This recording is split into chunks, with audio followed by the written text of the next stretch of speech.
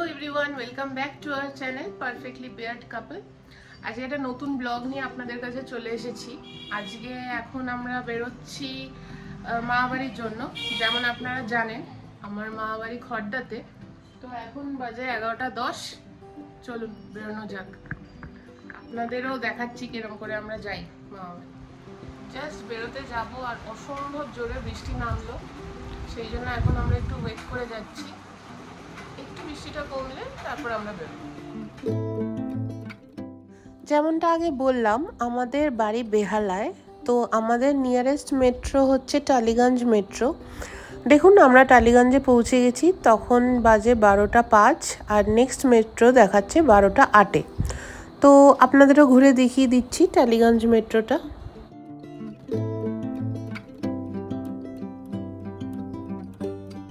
এখন আমরা মেট্রোতে অলরেডি উঠে গেছি, মোটামুটি ফাঁকাই ছিল। আমরা যেহেতু এখন ব্লগিংয়ের একদম শুরুর দিকে, 2 মাস মতো হয়েছে আমরা ব্লগিং স্টার্ট করেছি। যখনই আমরা ব্লগিং করেছি আমাদের পার্সোনাল ইকেলে বা ওলা উবেরের মধ্যে করেছি, কিন্তু এরকম পাবলিক স্পেসেই ফার্স্ট টাইম, একটু অকওয়ার্ড লাগছিল।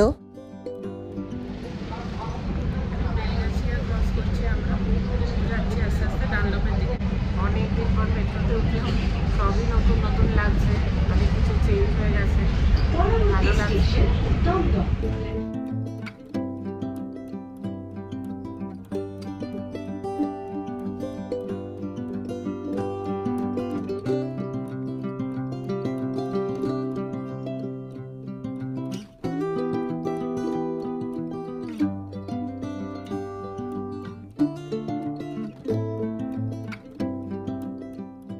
আমরা এখন দমদম ক্রস করে এগিয়ে চলেছি ডানলপের দিকে।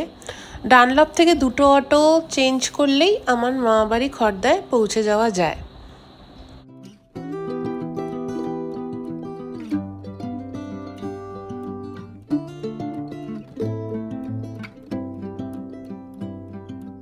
ছোটবেলা থেকে আমরা যখনই মামাবাড়ি যেতাম তখন টালিগঞ্জ থেকে মেট্রো করে আমরা যেতাম দমদম, দমদম থেকে আবার ট্রেনে করে যেতে হতো। তখনকার দিনে এই দক্ষিণেশ্বর অবধি মেট্রোর সুবিধাটা ছিল না, লাস্ট স্টেশন দমদমই ছিল। তাই আমাদের দমদমে নেমে আবার আমরা ট্রেনে করে যেতাম খড়দা।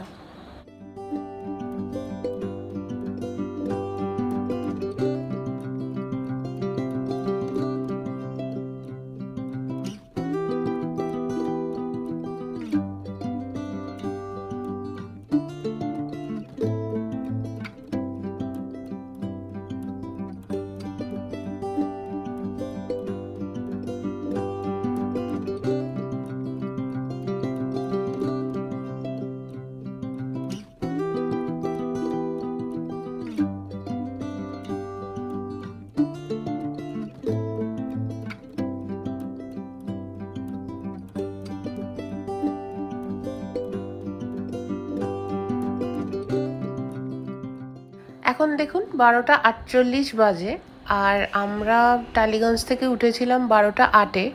ঠিক 40 মিনিট লাগলো আমাদের টালিগঞ্জ থেকে ডানলপ আসতে।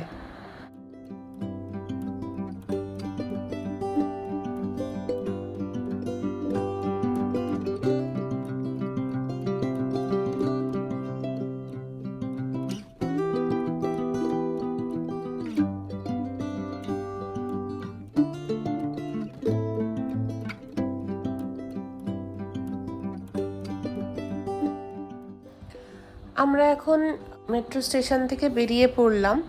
আপনাদের বাইরেটা একবার দেখিয়ে দিই। ডানলপ এরিয়ার মেট্রো স্টেশনের নাম হচ্ছে বরানগর।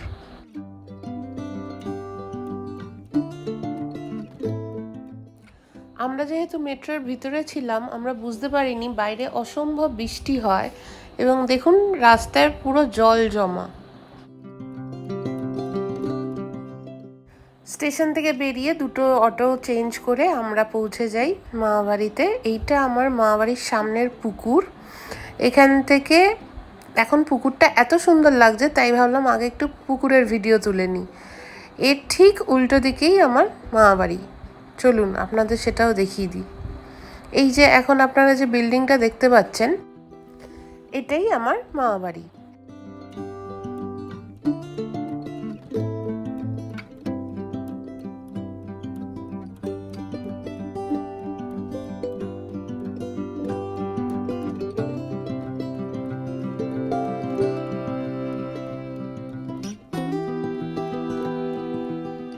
চলুন এবার একটু মিষ্টির দোকানে ঘুরিয়ে নিয়ে আসি আপনাদের। এটা বহু পুরনো মিষ্টির দোকান, রহরা বাজারের মোড়ে, মহালক্ষ্মী মিষ্টান্ন ভাণ্ডার। এখানে এত টেস্টি প্রত্যেকটা মিষ্টি, আপনাদের একবার ঘুরিয়ে দেখিয়ে দিচ্ছি।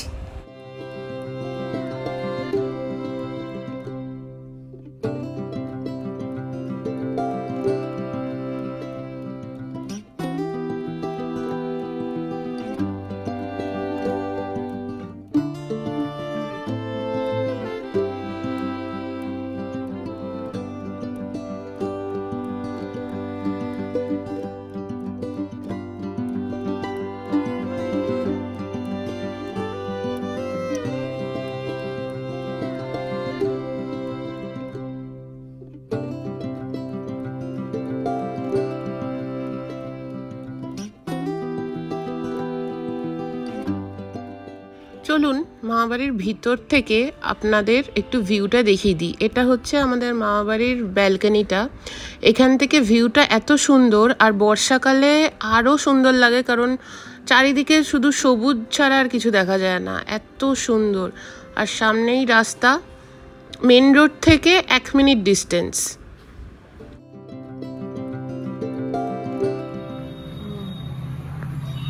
উত্তরীয় আর ফল দিয়ে সম্বর্ধনা জানানো হয়েছে। চলুন দাদুর মুখ থেকেই শুনে নিই কিসের সম্বর্ধনা পেল। আমি অরুণ ব্যানার্জি। আমি পেলাম হল যে প্রাক্তন ক্রিকেট ফুটবল খেলোয়াড়, 64 ডিস্ট্রিক্টে রিপ্রেজেন্ট করেছি, ফাইনালে 2 বার, ফুটবলে 1 বার। খর্দার থেকে আজ পর্যন্ত কেউ এরকম রিপ্রেজেন্ট করতে পারিনি, আমি একমাত্র।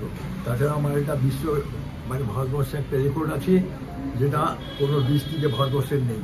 6 রানে 10 উইকেট ইন্টার ডিস্ট্রিক্ট খেলায়। দেখি সম্বর্ধনায় কি দিয়েছে, কত ফ্রুটস। আমরা এখন মিষ্টি নিয়ে মামাবাড়িতে ঢুকে গেছি। আজকে আপনাদের আমি ঘুরে দেখাবো আমার দাদুর কত অ্যাওয়ার্ড। দাদু খেলাধুলায় খুবই ভালো ছিলেন। ইয়াং বয়সে অফিসের হয়ে অনেক থিয়েটার উনি করেন, তাতেও অনেক প্রাইজ উনি পান। তার সাথে সাথে ফুটবল, ক্রিকেট তো আছেই। আর এখন খর্দা রহরাতে যখনই কোনো কালচারাল ফাংশন হয় বা পুষ্প প্রদর্শনী বা রক্তদান শিবির যাই হয় ওখানে, তো দাদুকে উত্তরীয় এবং একটি ট্রফি দিয়ে সম্মানিত করা হয়। দেখুন এখন আপনারা যেটা দেখতে পাচ্ছেন, এটি প্রাক্তন ক্রীড়াবিদ অরুণ ব্যানার্জি করে খোদাই করা আছে। এইরকমই এটি হচ্ছে বেস্ট কমপ্লিমেন্ট ফ্রম সোদপুর থেকেও পায়। অ্যাকচুয়ালি পুরো উত্তর 24 পরগনা থেকেই নানান রকম অ্যাওয়ার্ড দিয়ে ওনাকে সম্মানিত করা হয়। এটি দেখুন প্রাক্তন কৃতি ক্রীড়াবিদ সম্বর্ধনা।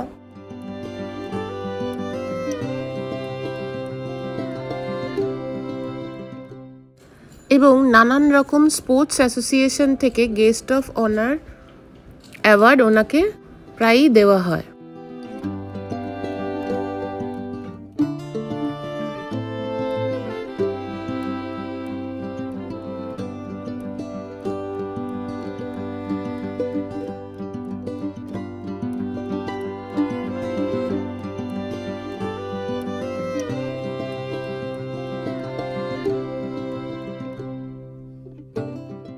আর এটা দেখুন আমার দাদু দিদার ইয়াং লাইফের ফটো। আমরা এখন 78/1 করে যাচ্ছি সোদপুর, মার্কেটিং করতে। মামাবাড়ি এসেই বেরিয়ে পড়েছি। মার্কেটিং নতুন নতুন দেখবো, শ্রীনিকেতন সোদপুরে কি কি আছে কালেকশন।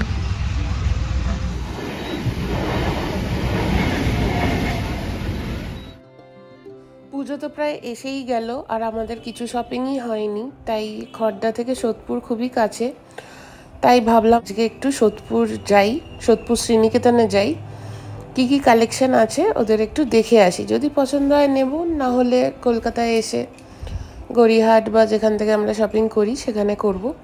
কিন্তু শ্রীনিকেতনের এত সুন্দর কালেকশন শাড়ির, চলুন আপনাদেরও দেখিয়ে দিই।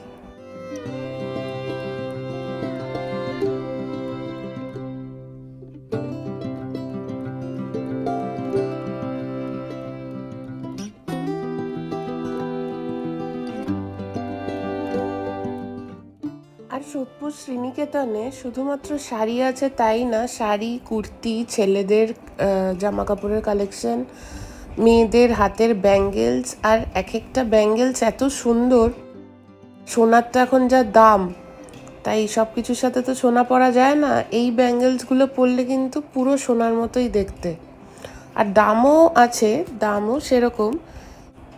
খুবই সুন্দর কালেকশন, আপনারা দেখুন। হার, দুল, নেকলেস, নানান রকম ক্লিপ, কি নেই সমস্ত কিছু আছে।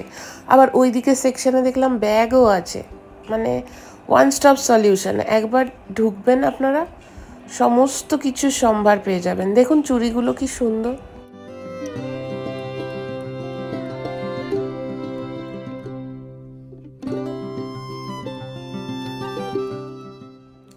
এখন আপনারা যে শাড়িটা দেখছেন এটা ঝুলানো ছিল। আমরা সেকেন্ড ফ্লোরে গেলাম শাড়ি দেখার জন্য, তো এই শাড়িটা আমার এত পছন্দ হলো।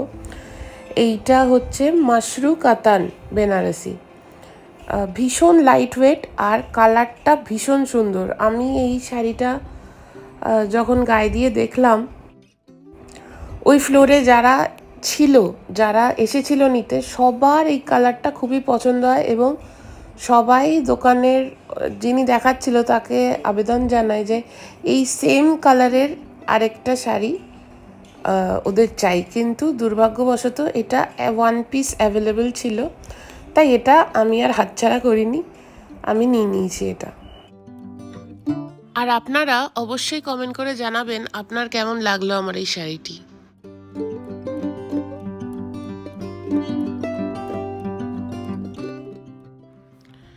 এখন আপনারা যেটা দেখছেন এটা হচ্ছে তসরের ওপর কাটওয়ার্ক করা একটি শাড়ি। এটি আমার মা নিয়েছে।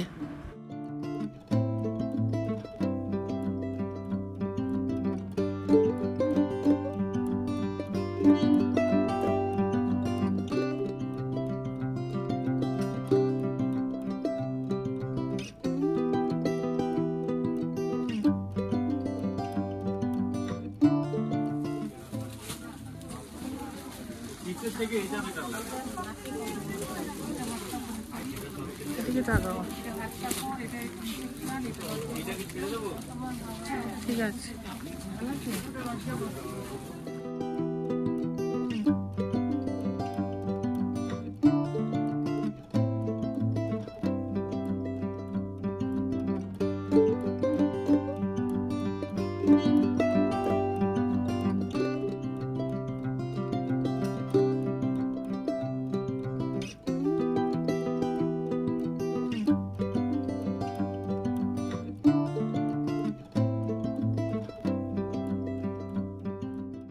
এবার আমরা চলে এলাম দিদার শাড়ি দেখতে। দিদার যেহেতু বয়স হয়েছে, দিদা হালকা কালারের উপর শাড়ি বেশি প্রেফার করে, বেশি ডিপ কালার পরতে চায় না। সেই জন্য আমরা দিদার শাড়িগুলো দেখছি। এইগুলো ঝোলানো ছিল, এইগুলো খুব সুন্দর, কিন্তু এইগুলো তো আর দিদা পরবে না, তো উনি আমাদের দেখাচ্ছেন হালকার উপরে। তো এইগুলো আমাদের অতটা ভাল লাগছিল না। তারপরে আসাম সিল্ক যখন দেখাতে শুরু করলো, সেইগুলো আমাদের খুব পছন্দ হয়েছে, তার মধ্যেই একটা আমরা নিয়েছি। চলুন দেখা যাক।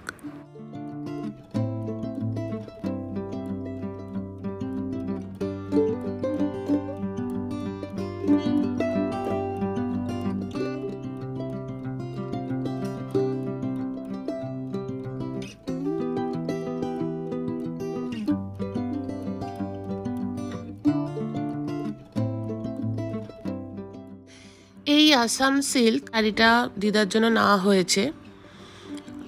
দেখুন তো কিরকম লাগছে, আপনারা অবশ্যই কমেন্ট করে জানাবেন। এই যে এটা এখন যেটা দেখতে পাচ্ছেন, এটা ব্লাউজ পিস।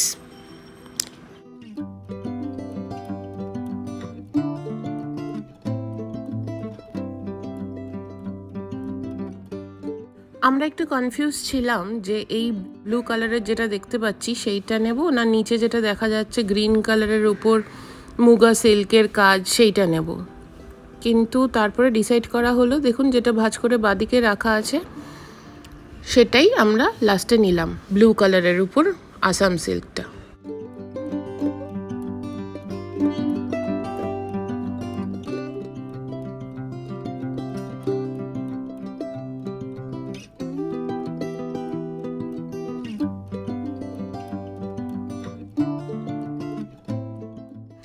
সোদপুর থেকে খড়দা একটাই স্টপেজ।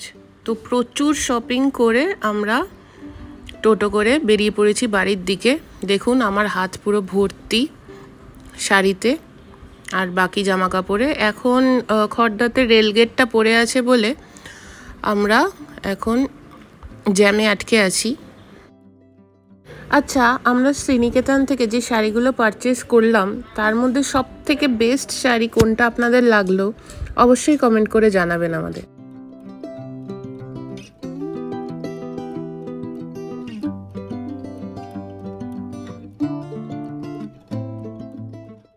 আমরা স্যাটারডে মর্নিংয়ে মামাবাড়ি যাই, আপনাদের দেখিয়েছি ভিডিও শুরুতেই। আর রোববার দিন রাত্রিবেলা ফিরে আসি। রাত্রিবেলা বলতে আমরা ওই 7টা নাগাদ বেরিয়েছি, এখানে পৌঁছে গেছি 8:30 পৌনে 9টা নাগাদ। রাস্তা খালিই ছিল।